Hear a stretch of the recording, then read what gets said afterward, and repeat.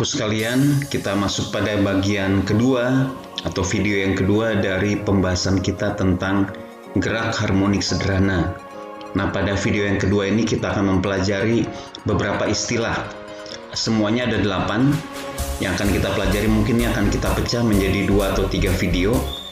Nah, yang pertama adalah 8 istilah pada GHS apa saja. Yang pertama, titik atau garis setimbang. Kemudian ada amplitudo, ada posisi atau simpangan benda, ada juga frekuensi dan periode, kecepatan getar benda, percepatan getar benda, gaya pemulih, frekuensi atau kecepatan sudut. Ya, perhatikan bahwa ini adalah istilah-istilah pada gerak harmonik sederhana. Nanti masih ada tambahan lagi dari 8 ini, tapi yang penting 8 dulu kalian harus menguasainya. Kita akan bahas satu-satu ya. Jadi tenang saja, kita akan bahas. Yang pertama kita akan bahas titik atau garis timbang. Ini sudah ada di video yang pertama tentang titik atau titik setimbang atau garis setimbang. Perhatikan bandul ini. Bandul ini ketika posisi benda diam, nah itulah titik setimbangnya. Titik B itu adalah ini. Nah, ini titik setimbang. Sederhana sekali. Pokoknya ketika benda itu diam, tidak bergetar, itulah posisi titik setimbang. Ketika dia bergetar, maka dia akan bergerak bolak-balik. Bolak-baliknya pun simetri. Simetri pada kedua posisi setimbang ini. Nah, kemudian istilah yang kedua. Istilah yang kedua adalah amplitudo. Amplitudo A, lambangnya A. Ya, amplitudo apa? Adalah posisi benda paling jauh. Sejauh-jauhnya benda itu dari titik setimbang, itulah namanya amplitudo. Kalau pada kasus ini, paling jauh dia ada di A. Dia tidak bisa lebih dari A, kecuali kita dorong lagi dong. Maka dia akan lebih jauh dari A. Tapi kalau tidak didorong, dia tetap di A. Dia akan bolak-balik. Dari A, B, C, B, A, bolak-balik seperti ini. Ya, ini adalah amplitudo. Amplitudo juga berlaku di titik C. Ketika benda ada di titik C, maka dikatakan benda pun mengalami posisi amplitudo. Sederhana. Sekarang posisi atau simpangan benda ada lagi nih. Posisi atau simpangan benda kita lambangkan pakai huruf Y. Adalah jarak benda dari titik setimbangnya. Bukan amplitudo adalah posisi khusus di mana jaraknya paling jauh. Kalau jaraknya tidak di C, maka kita sebut itu posisinya saja. Posisinya berapa senti sih? Atau berapa mili? Atau simpangan benda ini berapa senti atau berapa mili? Itu adalah posisi atau simpangan. Jadi di sini ada 3 istilah. Pertama titik setimbang, kedua amplitudo, yang ketiga posisi atau simpangan benda Y. Kita lanjut. Nah, ketika benda bergerak, kita memiliki istilah berikutnya, yaitu istilah yang keempat, namanya periode. Ada juga yang menyebutnya periode, sama-sama aja. Jadi jangan bingung, mau periode sama aja. Yang penting dia lambangnya adalah T besar. Apakah itu? Itu adalah waktu yang diperlukan untuk melakukan satu getaran. Nah, apa istilah satu getaran? Satu getaran adalah 1 kali gerak bolak-balik. Jadi kalau dari A, dia balik lagi ke A. Kalau dia mulai dari B, bukan dari B kemudian ke C ke B, bukan. Tapi harus B, C, B, A, C, B. Nah, inilah satu getaran penuh. Jadi getarannya harus penuh. Kalau cuma dari B ke C kemudian balik lagi ke B, itu cuma setengah getaran. Waktu untuk melakukan satu getaran namanya adalah periode.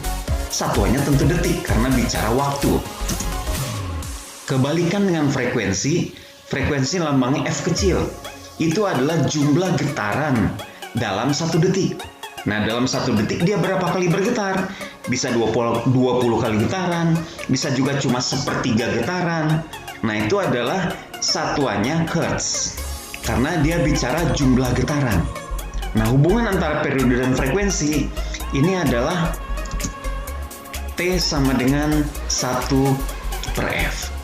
Ya, gampang sekali kita bisa mendapatkan hubungan antara periode dan frekuensi.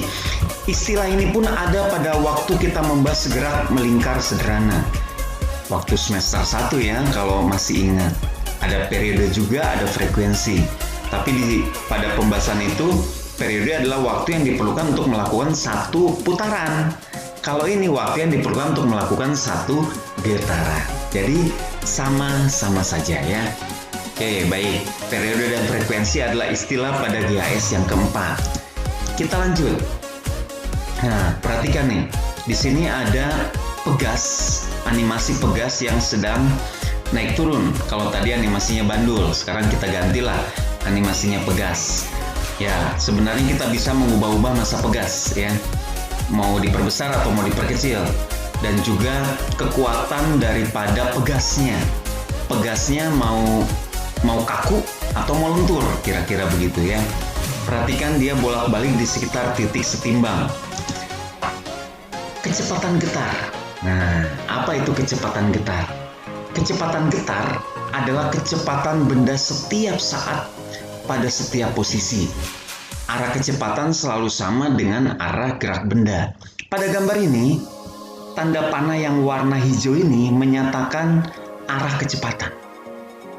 Bukan cuma arah, ini juga menyatakan besarnya. Jadi kalau panahnya panjang, tentu dia besar. Kalau panahnya pendek, dia kecepatannya kecil. Nah, perhatikan di mana dia posisi kecepatan paling besar. Kalau kalian lihat animasi ini baik-baik, posisi kecepatan terbesar ketika benda berada pada titik setimbang. Pada garis ini, panahnya paling panjang. Di mana panahnya paling pendek? Ketika panahnya hilang. Nah, ketika benda berada pada amplitudo. Perhatikan ketika benda gerak ke bawah, panahnya ke bawah. Ketika benda gerak ke atas, panahnya ikutan ke atas. Jadi kecepatan itu sama arahnya dengan arah gerak benda. Beda sama yang namanya percepatan. Nah, kita lihat lagi percepatan. Kalau ini panahnya sudah berubah jadi kuning. Ini adalah panah percepatan. Percepatan getar adalah percepatan benda setiap saat pada setiap posisi. Arah percepatan selalu menuju titik setimbang. Nah, perhatikan, arah percepatan dia selalu menuju ini nih, menuju titik setimbangnya. Kalau benda ada di atas titik setimbang, dia ke bawah. Benda ada di bawah, dia arahnya ke atas. Di mana posisi panah paling besar? Ketika, ya benar, ketika benda ada di amplitudo. Ini percepatan terbesar. Di mana percepatan terkecil ketika panahnya hilang? Perhatikan lagi ketika panahnya hilang. Nah, ketika dia ada di titik setimbang, berbeda kebalikan sama yang kecepatan tadi ya. Arah panahnya berbeda. Nah, ini adalah percepatan getar benda. Nah, di video yang kedua ini kalian sudah mempelajari 6. Ditambah satu lagi yaitu istilah yang ketujuh, gaya pemulih. Nah, gaya pemulih atau F ini adalah gaya yang membuat gerak GHS terjadi. Ini sudah kita bahas pada video yang pertama. Kemana arah gaya pemulih? Kalau kalian ingat hukum Newton, gaya rumusnya apa? F sama dengan M kali A. Nah, berarti F dengan A itu sama. Jadi arah gaya sama aja dengan arah percepatan. Paling besarnya aja yang berbeda karena ada perkalian sama massa. Tapi arahnya sama. Ini adalah arah gaya pemulih. Nah, jadi anak-anakku kalian bisa mengulang lagi video ini supaya semakin ngerti, semakin paham. Boleh sambil mencatat. Bapak tadi menunjukkan ada 8 istilah. Kita baru 7 istilah. Ya, istilah ke-8 mana? Nantikan video yang ketiga.